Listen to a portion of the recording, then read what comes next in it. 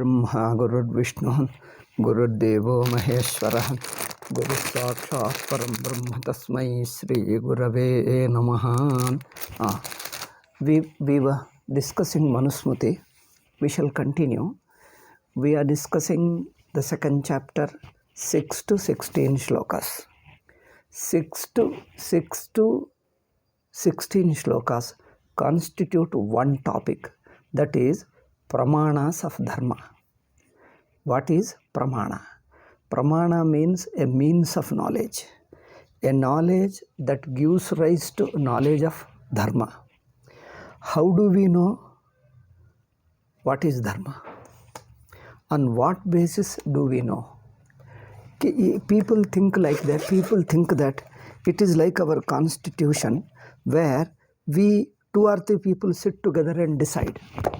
It is not like a common agreement of human beings, nor it is like a constitution. We make a law. The law is made keeping social needs, economic needs, political needs into consideration. Make a law. And many people violate. Some people say the law itself is wrong, so we need not follow, and all like that. So here, our dharma is not like a code imagined by a human being or a thought by a human being. I think we have discussed this dharma. Dharma is a cosmic law. Okay? Cosmic law of cause and effect. Okay? Cosmic law of cause and effect. When you apply it to various situations of life, the cosmic law, when applied to various situations of life, it becomes a smaller laws. Like a big tree constitutes various branches. Okay. Similarly, the big cosmic law itself branches into smaller laws according to a given situation, given context. But all these small branches, just as the small branches belong to the original tree, these small law means a law pertaining to a smaller situation. All these smaller laws are part of the larger law of the cosmic law called dharma. Okay, this is used in the older part of the Veda. Older means it is a Samhita part of the Veda, Karmakanda of the Veda, as Ritam. Okay, in the Ritam is the word used in Rig Veda and others. The same thing is used in other places as dharma. Okay, so dharmasya pramanani. Shastra itself has to say. So that the basic dharma is learnt by Veda, and some rishis, okay, some rishis who get the Vedic vision. Means it is not easy to get the Vedic vision. You have to purify your mind. You have to purify your ego. You have to develop a self-control and make yourself so pure and so selfless that you become part of the cosmic law. Okay? So Dharma Swarupa, when you become Dharma Swarupa, Veda Swarupa, then it becomes easy to understand Dharma. When your mind is so purified, okay, mind is so purified that you become one with the cosmic law, then having some vision of the law becomes easy. Therefore, first is the Veda is the Pramanam. Second is the Vedic rishis. The rishis who understand, learn from gurus, and himself live the Vedic dharma. They have tuned up their entire body, mind, sense organs, thinking. Their entire system is attuned to that.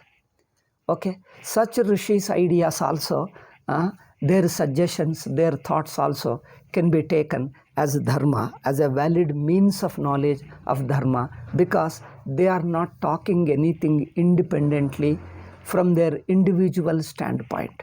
Those people, those rishis, munis, who are not expressing their individual views from their individual standpoint, when they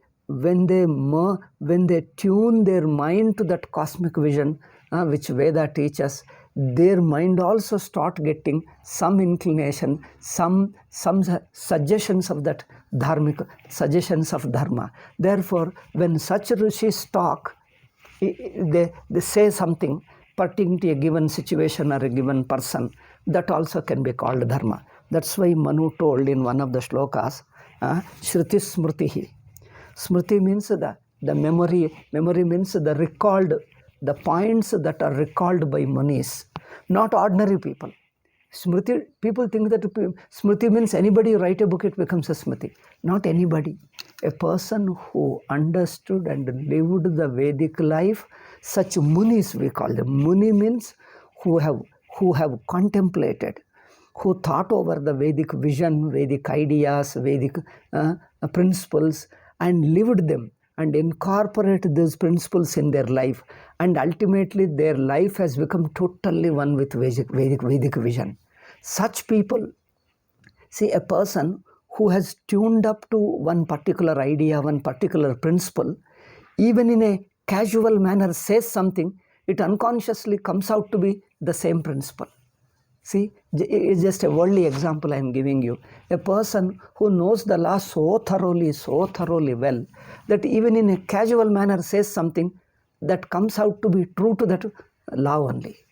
Similarly, such rishis, when they talk, it comes out. Even casually they say something, it comes with that vision alone, because his whole mind is tuned up to that.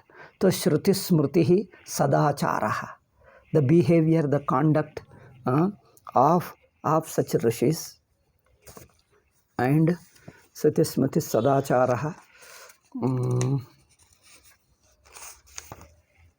Where did we say? Sasya cha priyata priyamatmana. But in some places where they, they give them options, when sometimes more than one option given, there you can choose yourself. You can choose which pleases your mind, because when options are given, okay. Sometimes they give you options, this also okay, this also okay. There you can choose yourself. Okay. Sasya cha priyamatmana. Priyam means what pleases you. Etat chaturvidam prahuhu. Sakshat dharmasya lakshanam. Lakshanam means dharmasya pramanam. Now this also we have discussed. For whose sake this dharma is taught. People who have a lot of ego, they want money, hook or crook, and want to enjoy, indulge, they want to ego satisfaction. For such people, what dharma is there? They want anything to their convenience. It is like a corrupt person. If there are loopholes in the law where you can escape, he says that is good law. Keep it, don't disturb it, because that law is useful to him. So a person who thinks that a particular law is convenient to his selfish interest, then he accepts that as a law. Dharma doesn't mean that. Dharma teaches you self-control, asks you to bring down your ego, melt away your ego, and change your whole thinking personality to the total vision of cosmos. Okay? So dharma is you have to learn. It's not what just appeals to you, what your mind likes. A wayward mind, selfish mind, a pleasure-seeking mind loves it. People think that what I like is dharma. Just because you are see, most of our likings are too selfish, petty, small, and habitual. Sometimes you see, if you are addicted to certain things like drinking, smoking, and etc., your mind likes smoking. Then you think it becomes a law. Does it constitute a law? Does it constitute dharma? Because my mind feels like smoking, otherwise I cannot live. So your likings also, how do the likings arise? Are they coming from old habits, wrong samskara, wrong thinking, selfishness? Then they cannot be considered as a law. They cannot be considered as dharma. Therefore here,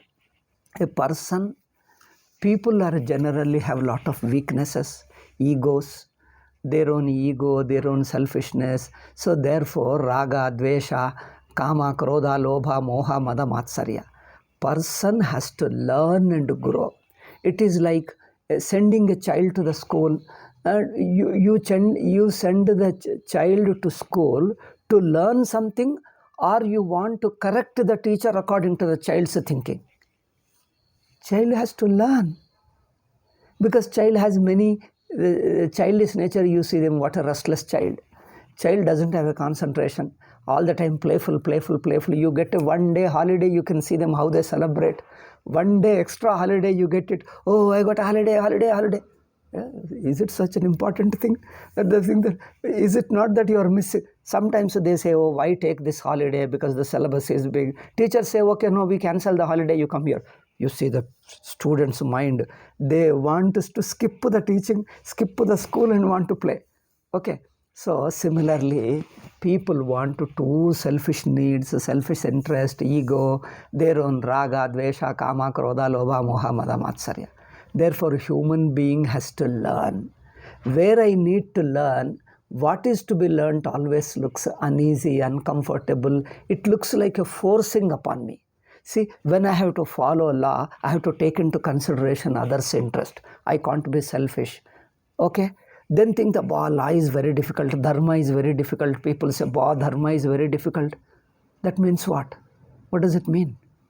Dharma is naturally difficult. What is very convenient to you is not dharma. Dharma is learning. You have to melt away your ego. You have to melt away your selfishness. Your body has to be disciplined. Your mind has to be purified. Your intellect has to be straightened. All these are painful things. Therefore, learning, growing is a painful thing. Therefore, dharma is painful. People think that no, we should not have any pain, very comfortably you should live. Okay? Nowadays, some people were telling, Abba, in those days, I went to some place, and he says, an aged man, 70, 80 years, I think I met him long before, 10 to 12 years ago, 15 years ago. And he says, in our school days, how we were forced by father or somebody to go to school. So we would cry that we will not go, and try to go and hold on to mother and hide behind mother. They would forcibly take to the school. No, it should not happen. Children should enjoy playfully in the school and all that. See, any learning, any discipline is painful. Okay, you may do little more playful compared to previous days, but that doesn't mean all school is very comfortable, enjoyable, fun. School is not fun. You have to learn, you have to do homework, you have to follow discipline. You can't play with your children in the class, you can't tease somebody, you can't rag somebody, you can't snatch somebody's thing. Teacher will beat you because you can't do that mischievous things.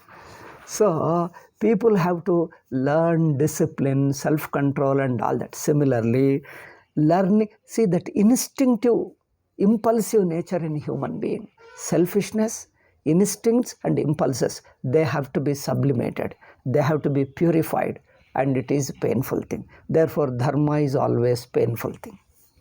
Okay. See, to make money and indulge is very easy, but to stick to the law of land becomes very difficult. Dharma is always difficult. Dharma is always difficult. People think that why make so difficult, so we don't want it. This itself is adharma. You want a convenient life. You don't want to take any trouble, any risk, any difficulty, and you think that that should be the life. First thing is, who are you to decide dharma? Your individual liking, your individual ego, your individual convenience, your individual bad habits do not decide what is dharma. That means dharma is painful, because you are adjusting to society, you are adjusting to the cosmos, you are adjusting to the inner Atman. You are preparing yourself to go to reach the higher Atman. From the lower to the higher is a painful. When you are climbing a mountain, it is definitely painful. Climbing a mountain, it's not easy. But you can be, by proper attitude. First, don't think negatively. Dharma is good for you. Though it is painful, it is good for you. First, positively tell that. Don't think ill of dharma. Don't think pain is harmful to you. Okay? You have to take the trouble. The trouble is not harmful to you. Take it. gradually you will develop a taste for dharma, okay, taste for discipline. You develop a positive inclination, a taste for discipline, taste for hard work, taste for selflessness, okay, taste for forgiving, taste for accommodating with others. These things you will develop in course of time, okay. Then after some time, as you learn more and more these values, more and more adjusting with others, interacting with others becomes easier and easier. So dharma, as you start practicing, it becomes easier compared to the previous days, compared to the beginning stage. This much, it's a positive thing and encouraging thing, okay. That's why you always live in the company of our dharma shastras say, live in the company of guru, live in the company of people who are already disciplined, who are already mature people, who are already grown up people. We should always live in the company of more disciplined, more mature people, already have learnt knowledge, have learnt discipline, have learnt the values. Now living in your peer group, in English we call them peer group. Peer group means people of your age. He is also learning, he is student like you. His mind is also as restless as you are. He wants to skip the school or college and go for film. And that fellow says, oh, class is so boring. This teacher has come again, this particular mathematics teacher, so boring thing. Why not we skip today? The other fellow says, oh, if we skip the class, we will miss the maths knowledge. Oh, I can learn later. This is so boring. We'll go.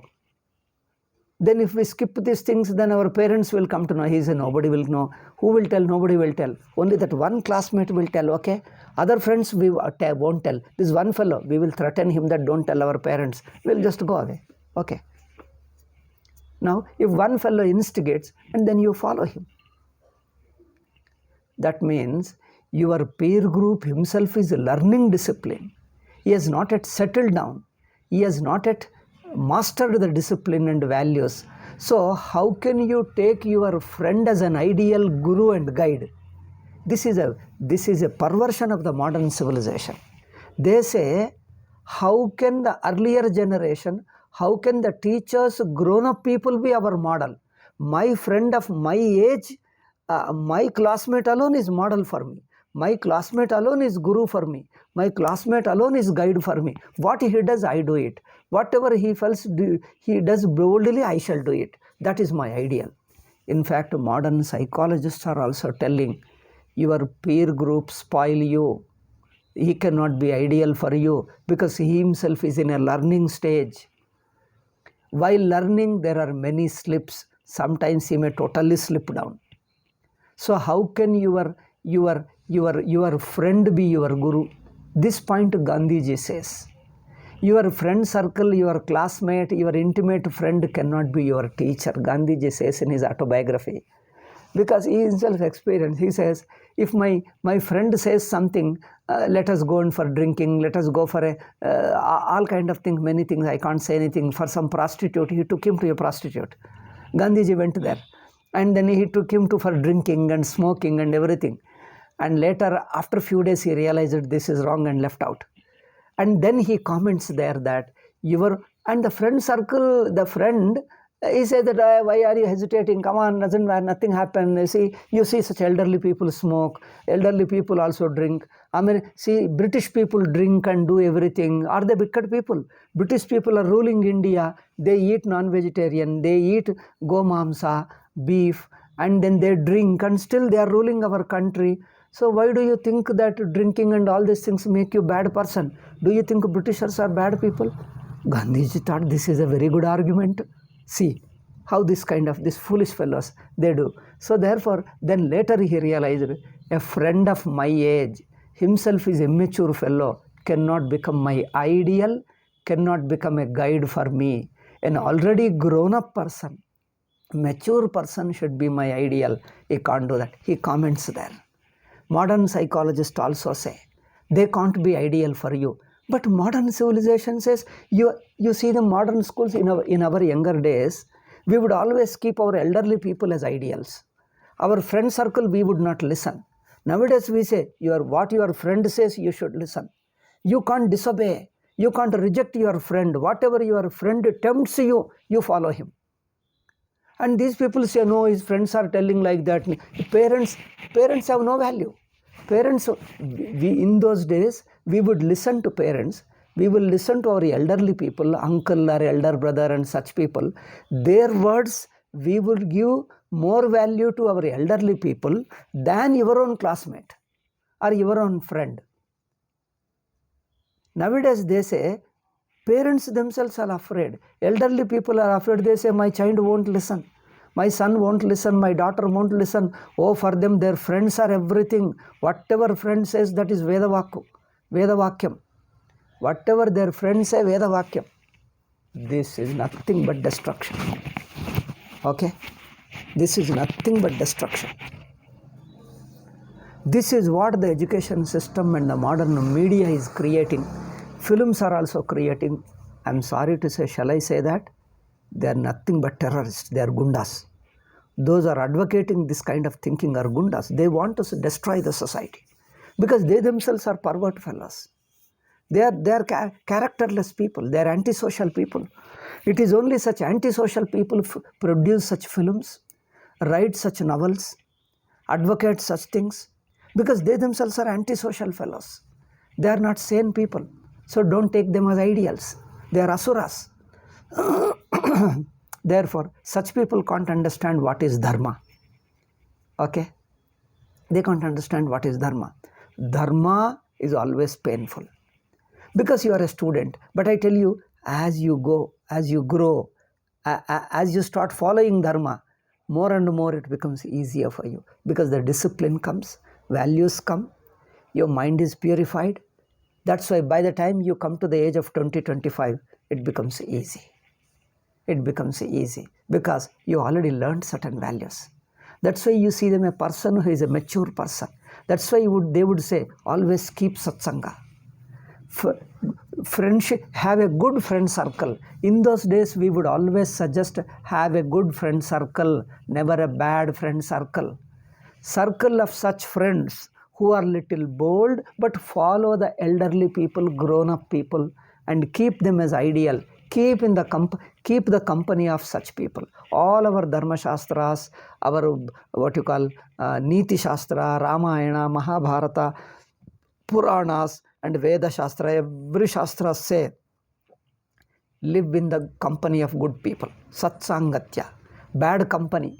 In our younger days, they would say, if a boy is getting spoiled, they would say, oh, it's all because of bad company. Parents would watch, teachers would watch what company you are keeping. They would watch, who is your friend? Bring him. Bring the friend home. I want to talk to him. Who is he? What is his nature? How does he think? Is he a kapati or a bad fellow?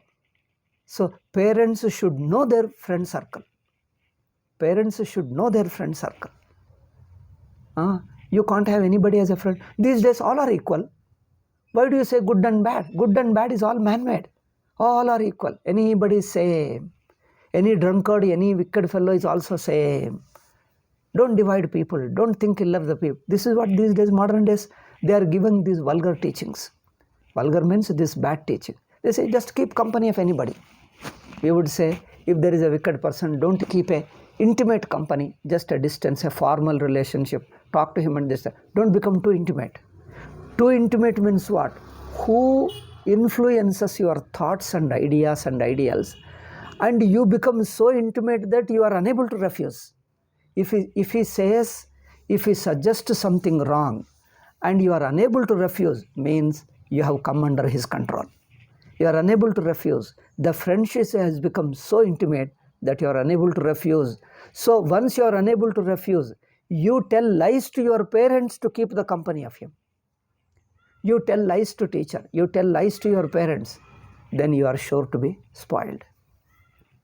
Okay. Therefore, company of right people, good people is very important. In those days, company of a guru is important.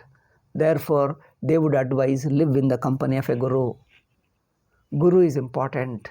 Guru means already who is a mature person. Okay. Arthakamesh, one shloka, 13th shloka I read. Arthakamesh vasaktanam dharmajnanam vidhiyate. Dharma is prescribed for a person who who wants to live a life more than artha and kama. Pleasure and wealth. Pleasure and wealth has a place in life. Pleasure, comforts, entertainment, all that has some place in life. And then wealth also has some, wealth and money and status, etc., power and etc., has some place in life. But some people give so much value to these two that they compromise all values, dharma, by hook or crook want to get money. By hook or crook want to indulge in pleasures. Such people, for such people, dharma is not there. Means they cannot follow dharma. People say that, hey, what kind of person you are? For everything you think of law. What is the law? Law is we make it. What is there? You just follow. You can escape. There was one college girl, I think recently I saw on YouTube. College girl of intermediate only, PUC, just crossed the 10th class probably in PUC. And I could see the tie and the coat and everything she got. College teenage girl. And she says, what is wrong in copying? Copying in the exam. What is wrong in cheating, she says. Not copying. She says, what is wrong in cheating? By cheating, you become successful. She says like that. Because in school, you cheat and pass the exam. Why do you cheat? Do you cheat to fail in the exam? You cheat only to pass the exam. So that is good purpose. See, purpose is good. Therefore, cheat. What is wrong? If I cheat, what is wrong? I am achieving something good. I am developing. Therefore, let me cheat. She openly advocates that. My God. So this is the type of thinking people are taught. You cheat people. Okay, in apad dharma, there is a wicked person. So to protect yourself from others cheating, then you have to be clever enough. To protect from others teaching, sometimes you have to cheat others also. That is a apad dharma. That is a special case. That is different. That we will discuss later. So, but normal dharma, cheating itself is a normal. Nothing wrong in it. It's a wrong thing. It's a great thing. So similarly here, when you see the dharma, people feel that dharma is so difficult. Naturally, it is not very comfortable, convenient and pleasurable to you. It is only restricting your pleasure, restricting your sense organs and controlling it, so that you can learn the same thing in a more regulated manner, disciplined manner, keeping in with, following the values. You earn money. Money itself, we are not against it. But if it is earned according to dharma, earn any amount of money. As long as you follow dharma, earn any amount of money. As long as you have pleasures, if the pleasures don't destroy your health, don't make you addict to the pleasures, remain within the limits, then have it. That means according to dharma, have those pleasures, convenience, comforts, and then wealth and etc. So a person who wants wealth and pleasures in keeping with dharma, without violating dharma, he wants them. That means dharma is primary. And according to when you live according to dharma, whatever wealth you get it, be happy with that. If supposing you miss some money by following dharma, if you had told lies, if you have taken bribe, you could have become richer. If you have taken some 5 lakhs of bribe, you would have become richer. But you say that no, this is against my values, my heart doesn't permit it, I forego it. Now, do you have to regret that, I have foregone, I have lost 5 lakhs, such a big amount, I lost 5 lakhs. In those days, 5 lakhs a big amount. Nowadays, probably 5 lakhs may not be any big amount at all. Maybe more money. Anyway, whatever is big amount is big amount. So, now do you regret that? A person of values, a person of dharma, he say, whatever I get according to dharma, I feel proud and happy with that. If I miss, by following dharma, if I miss the money which I would get by illegal way, by adharmic way, I won't regret it, because it is not my money. Why should I regret it? Let it be lost. At least I have a satisfaction that I am following dharma. Why should I? Say a person who loves dharma, who doesn't feel that I missed the money, corrupt money, what is that, bribe money, I should have taken. A person who doesn't regret for it, such person is fit for dharma. Therefore, What people say that, oh, Manu made such rigid rules and all that. Naturally, Manu made not for your convenience, for all people, even Kshatriyas. People think that like Shudras and then such Chandala, wow, what a rules, hard rules they made. Do you see the rules for Brahmana are so easy and convenient? All rules for anybody is very difficult. Even for Brahmana, much more difficult. For Brahmana and Kshatriya, kings have a lot of rules. The king also, if he commits mistake, king has to do prayaschitta. King has to pay back money. Even king cannot circumvent. King also becomes a papa. Papa is papa for everybody. I am a king, I have a money, I can do anything. No, such thing never exists. It is only these people imagine king means they can do anything, rich people can do anything. Which fool has told you? All these communists have told you that rich people can do anything and then get away. That is not rich people, that is asuras. Asuras claim that we can do, like communists say that we can kill people and get away, that we are doing for the sake of society, we are killing people. But our dharma doesn't say that you can kill and then still you are a great man. You can't decide killing of something personally or for sake of your personal convenience. Okay, you have to follow dharma. So therefore, even a king can't punish anybody, can't kill anybody without following dharma. He has to follow dharma. Otherwise, we have many stories of many kings. If a king made a mistake, oh my God, what a prayaschitta he would do. King, people told you are a king, you have helped so many people, thousands and lakhs of people, you have helped them, blessed them. It must have been a small mistake, okay, leave it. No, kings would not do. And they would advise that even for that mistake, you have to compensate. You have to compensate. You have to pay. Even king has to follow dharma. Dharma is dharma for everybody. For even Brahmana, Kshatriya, for everybody is dharma. Therefore, artha kameshu asaktanam dharma jnanam vidhiyate. Okay. Dharma, people would not think of in those days changing a cost, making money, and that is not a goal. Because as I think this point we have discussed in our previous class. Since there is a long gap, I forget whether I discussed it in this class or outside, because certain things I discuss again and again with many people, I think that I must have discussed. Anyway, if I discuss once again, it's not a problem.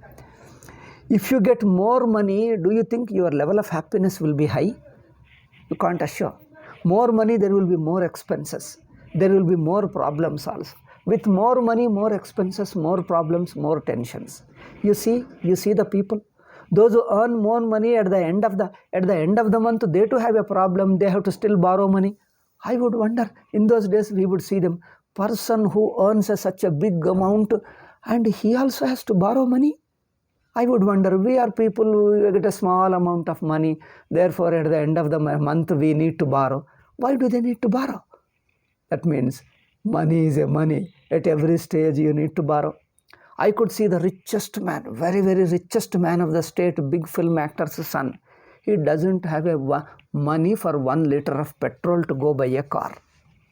He told he will come and then he could not come, and then after next week when he sells, you see, I didn't have money for 1 liter of petrol in the car, so I could not come, because they won't travel by buses, he has to travel by car and their car. Everybody has his own problems. So therefore in those days, people didn't say that those who have got money is a happier person. One who doesn't have money is a suffering. You can't generalize like that. The happiness of life is measured not by the degree of money. Some degree of money is required, basic money, food, clothes and basic, some job, some regular income, some regular work, that is okay. But there are several factors put together. Several factors put together decide your degree of happiness. Therefore, in those days, whichever profession you take up, you have some profession to work hard and useful to society and regularly get some money, and you have a food, clothes and festivals and your own celebrations, etc. You have a good family of your lovable family members, your wife and then children, etc. Dharma Shastra, Niti Shastra always says you are obedient wife and then what you call obedient son and loving wife. Okay, and they are friendly and understanding wife, and then these people, so they say, and then you have some regular income. This is more, they say this life is a heaven than a simply rich man who has got all money, but he has gone, his own son is an enemy for him.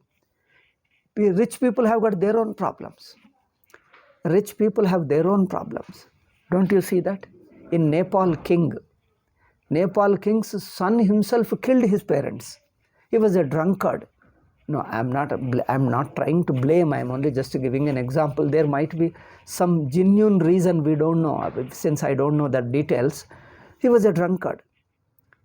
And then he killed his parents in a drunken mood. What do you say? You think that he's a king's son? He's got a whole Nepal is under him. He's a king. He's going to be next king.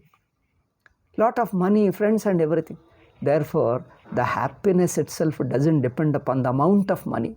These people are creating a picture that those who have got moneyed are happy people. Poor people are exploited. Moneyed people are happy. This is a utter foolishness they are creating. All moneyed people are happy. All poor people are suffering. Okay, poverty gives some suffering. But even in poverty also, if you have got a regular income, a regular limited income, if you know how to manage well, how to adjust well with it, even within that you are with a certain limited income, if you can manage well, if your family members and friends, you have got a good people, if you can manage well, that itself makes you happy. So the happiness doesn't depend upon any one factor, one good family member, or one money, or a big job, or a big social status. Any one doesn't decide.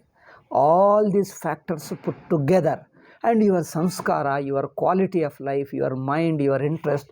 If you are a person having no bad habits, and if you are a person having no addictions, and no rash, rude person, if you are a person who doesn't pick up quarrel with anybody and makes everybody as an enemy, then you are a comfortable person.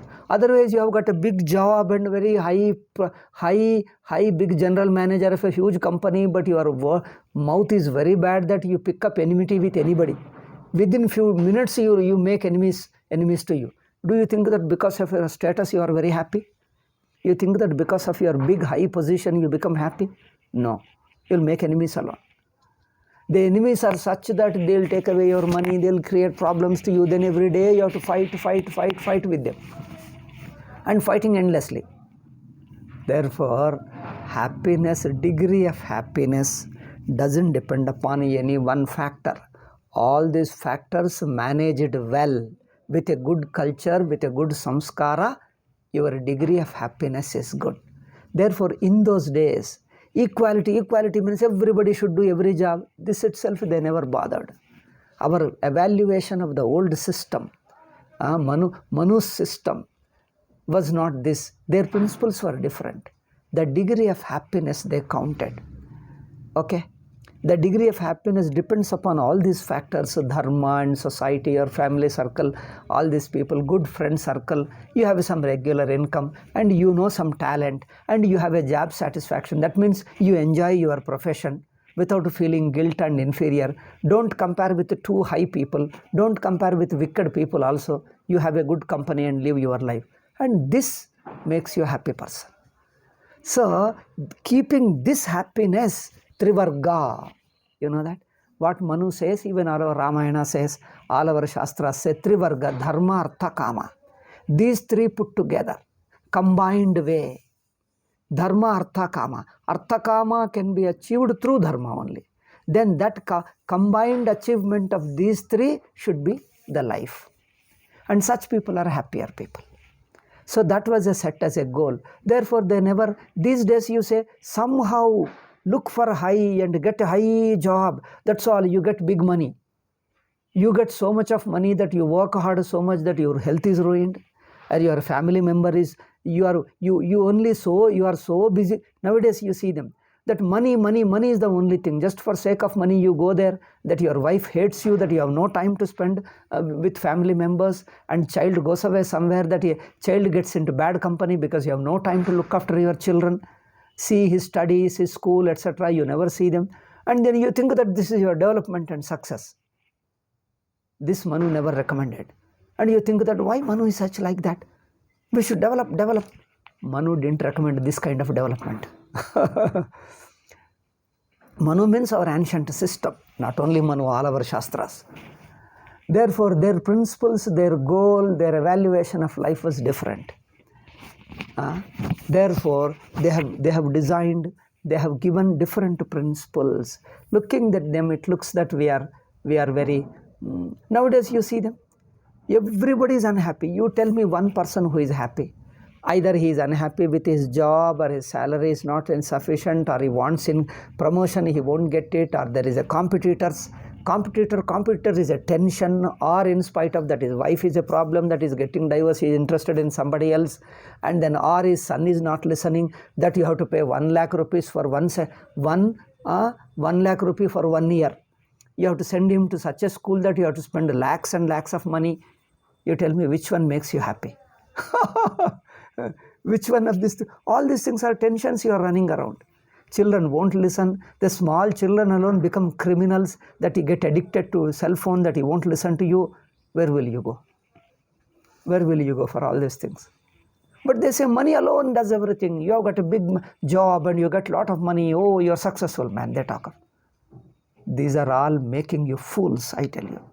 You work hard and get money, your health is ruined and everything. Only your night duties alone work for the American call centers, and then you make money. And daytime you sleep and nighttime alone work. So you cannot live with Indians living in India. You can't live with Indians.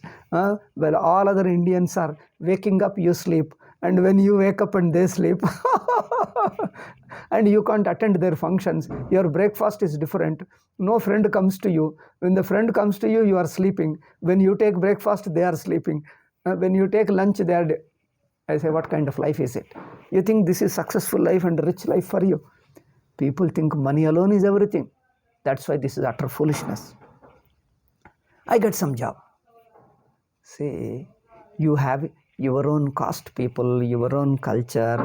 In those days, see, you have your own level of living, and that makes you happy if you live maturely with dharma.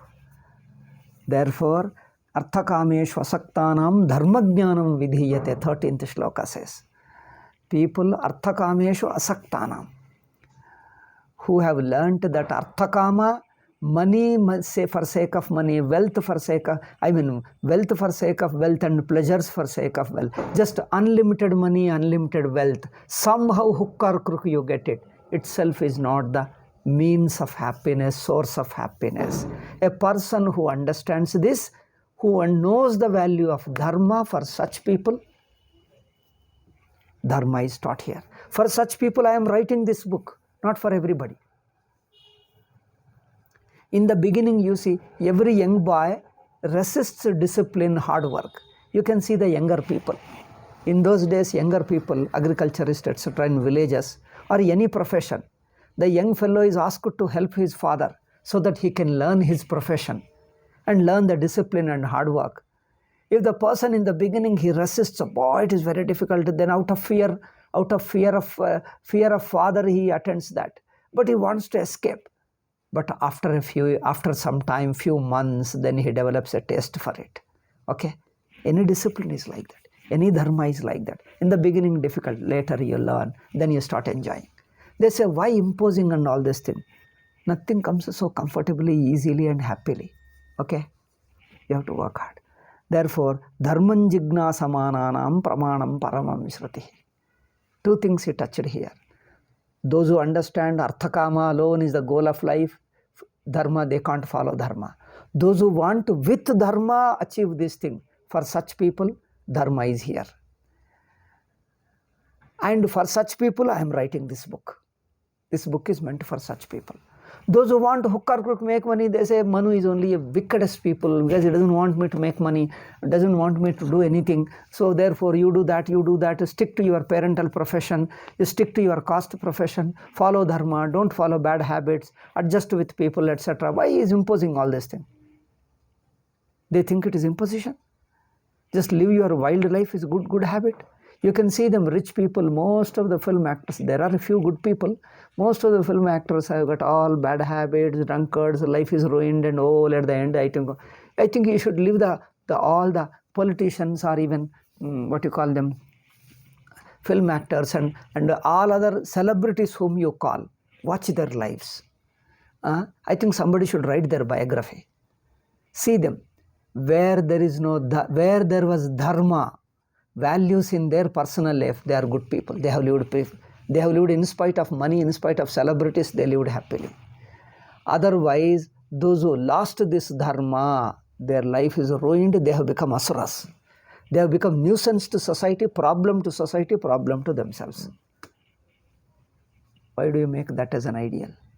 Okay, dharman jignasamananam pramanam paramam shrutihi. Okay, now next, shrutit dvaidham tu yatra syat tatra dharma bubhau smrtau ubhavapi tau dharmau samyag uktau manishivihi. When sometimes, even in the Shastras, sometimes contradiction arises. One statement says one thing, Shruti or Smriti or Dharma Shastra. One Dharma Shastra says something, another Dharma Shastra says, no, you should not do. Another says you should do. If there is a contradiction between the Dharma Shastras or Shastra, what will you do? How to decide that? He says, when there is a contradiction, weigh the situation. In what context this is told, in what context the other one is told. You have to see the context. You have to see the person. Don't generalize anything. And this, you see, modern Indologist style of interpretation. If there is a contradiction in a Dharma Shastra, they say, oh, it was not written by Manu, it was interfered by somebody else. Because what one person says should be uniformly same. You should not contradict. They think like that. If it is written by one author, should be uniformly same. They just go by uniformity. But is life uniform? Look at the life. How full of contradictions life is. Life has got very various situations. You make one law and a situation comes that your law doesn't apply at all. Totally new situation arises. You have to keep all such situations of life in view. Therefore, seeing the Manu full of contradictions, different situation, Manu makes many laws, at the same time gives many exceptions. And to the exception, another exception again. People think that Manu is not, it was not written by Manu, it is all written by many people interfered like this, they say. No, our Dharma Shastras are not like that. It is written by one person alone, but they are all taken into consideration various situations of life. Life is not smooth. You think that you follow like this, suddenly some situation comes where you cannot follow the normal life at all. Normal law at all you cannot follow. You need a special dharma, apad dharma, vishesha dharma. Therefore, see, don't say that Shastra is contradicting. Shastra is telling one statement for one context, one person, another statement for another context and another person. I'll give you one example. You follow your elderly people's words. Bharata totally surrendered to Ramachandra in Ramayana. Bharata surrendered to Ramachandra for sake of Rama. He wanted to give away what Kaikeyi bargained on his behalf. He wanted to give away, not only give away, he felt very guilty, bad that it originally belongs to Rama. By mistake, Kaikeyi borrowed it, bargained it for sake of me on my behalf, though I myself was not interested. It was a big mistake on my part, unconsciously done. He wanted to give back. See what a great gentleman, noblest man. A virtuous, not ordinary virtue. He has gone beyond virtue. Much more high, noblest man. And then you have to obey your elderly brother. Now what about Vibhishana? Did he obey his elderly brother? Whatever elderly brother says, you obey. Can you obey there? Vibhishana totally left his brother and disobeyed his brother and came away.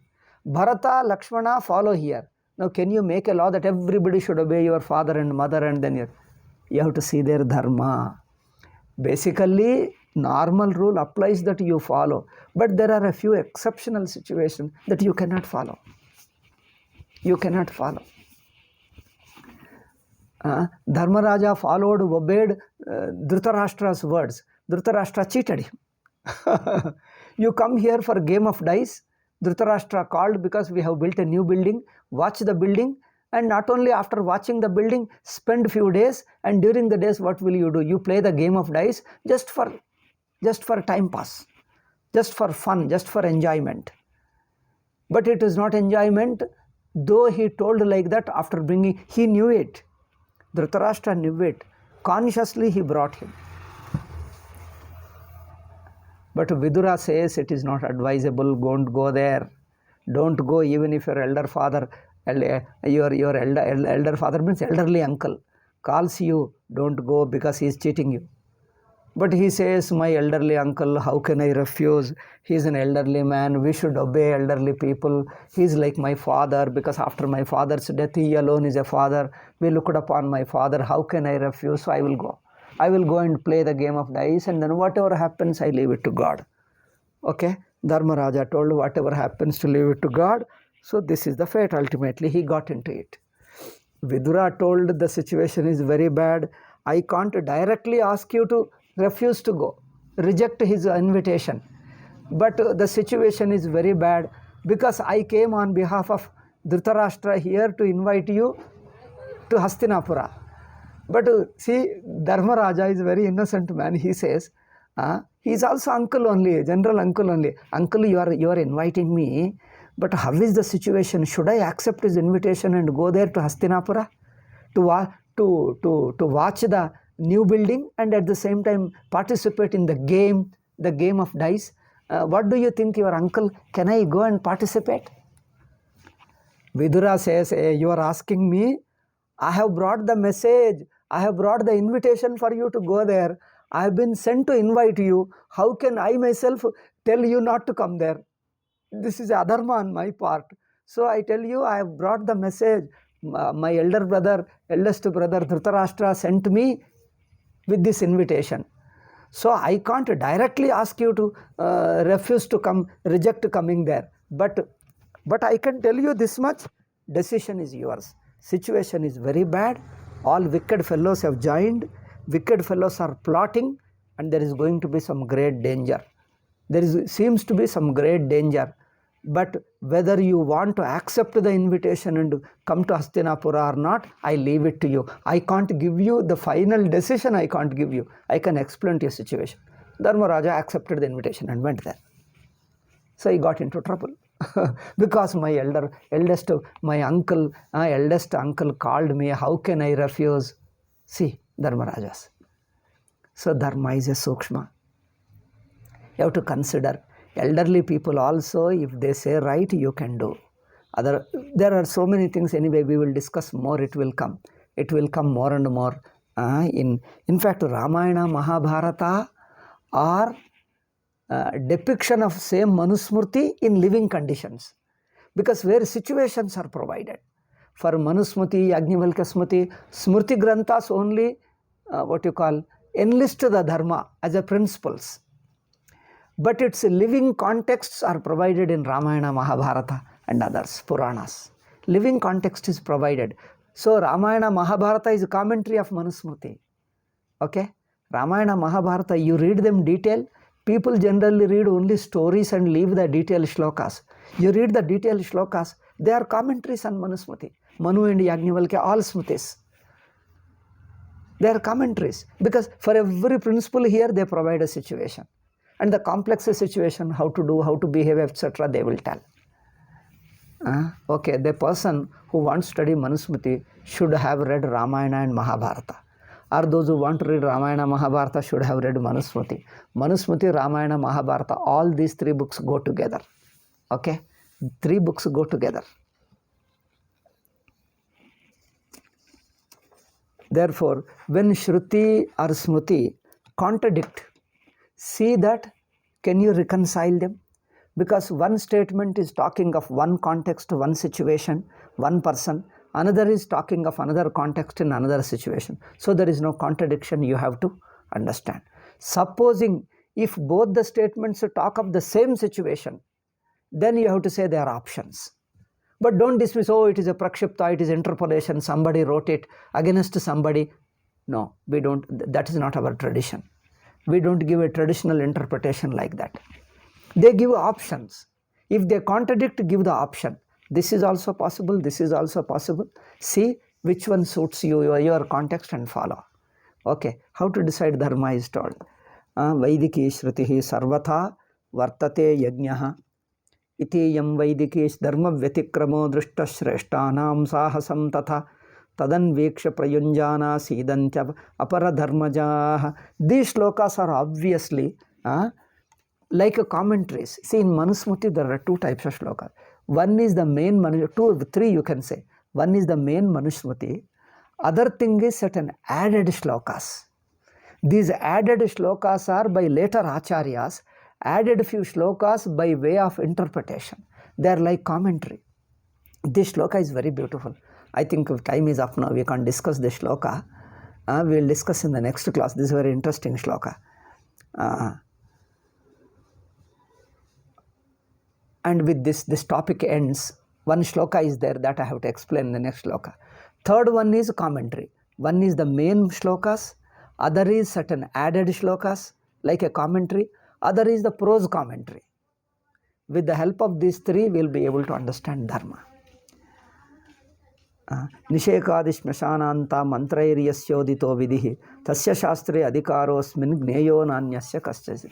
A person who has undergone the samskaras, okay, jata karma, namakarana, these are all shodasha samskaras we talk of.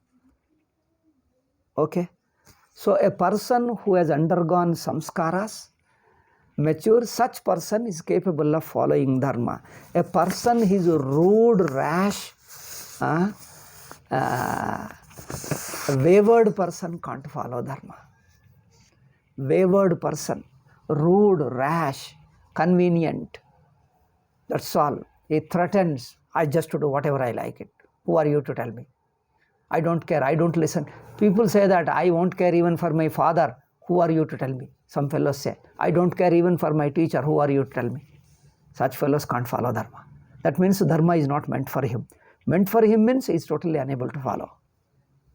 Then that means he needs to be controlled by others, that's all. You can't teach dharma, you only have to directly control him. Like our yogi of Uttar Pradesh, he can't teach dharma, only use bulldozer and put him in jail. Because what dharma can he teach? That fellow is willfully violating it, arrogantly violating it, and he is challenging, if you want to arrest him, I will do like this only. Some mullahs say, I will do like this. They challenge from the mic, from the platform, I will do like this. What can you do? Do it. If you want to arrest him, I will do this only. A willful fellow, what dharma can you teach him? Can you please request him? I'll request you, please do that. Like Gandhi is requesting, won't work. Gandhi is ahimsa, won't work. That fellow has to be taught a lesson. I think bulldozer is a good ahimsa, and putting him in jail is a second ahimsa. Then those fellows will come down, they say, sorry, I made a mistake. Oh, I should not have done it. Then why did you provoke and threaten and then boldly, arrogantly talk? Because he didn't imagine that people will come and arrest him. See how they talk. Okay. The next point comes 17 to 24, Yagniya Desha. About this also we have to talk. Okay, there is one shloka at the end about the 15th shloka, and at the end of the 15th there is one shloka that I have to discuss. And next is Yagniya Desha. To live dharma, you need a good country, a good place. You can't live dharma anywhere in Pakistan. You can't live a dharma in Pakistan or Bangladesh or any other karma. This is, here he is talking of to live a good place of dharma, a place of dharma, a country of dharma. This implies that we have to protect a Hindu nation. He doesn't say that, but this is an implication. Otherwise you can't follow dharma. whole infiltrators, gundas alone, antisocial elements alone control it, what dharma can you live? Therefore, protecting a country is also important. He doesn't mean literally, but virtually he doesn't say that. Verbally he doesn't say, but he implies that to live dharma, you choose these places.